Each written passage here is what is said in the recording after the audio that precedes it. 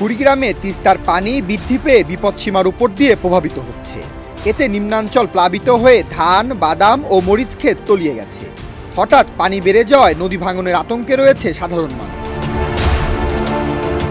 কুড়িগ্রাম পানি উন্নয়ন বোর্ড জানায়, সকাল ৯টায় ধল্লা, দুধকুমার ও ব্রহ্মপুত্র নদের পানি বিপদসীমার নিচ দিয়ে প্রভাবিত হলেও কাউনিয়া পয়েন্টের তিস্তা নদীর পানি বিপদসীমার ৩১ সেন্টিমিটার উপর দিয়ে প্রভাবিত হচ্ছে।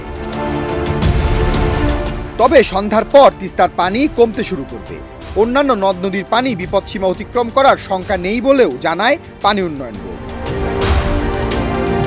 এদিকে পানি বাড়ায় তিস্তার তীরবর্তী রাজারহাট, উলিয়াপুর, চিলামারী উপজেলার ৬ ইউনিয়নের চর ও নিম্নাঞ্চলের শতাধিক বসতঘর, কাঁচা সড়ক তলিয়ে গেছে।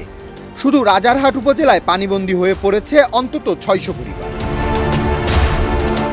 নিম্নাঞ্চল তলিয়ে যাওয়ায় ৩ শতাধিক হেক্টর জমির আমন ও মৌসুমি ফলের ক্ষেত পানির নিচে বলে জানিয়েছেন কুড়িগ্রাম কৃষি অফিস।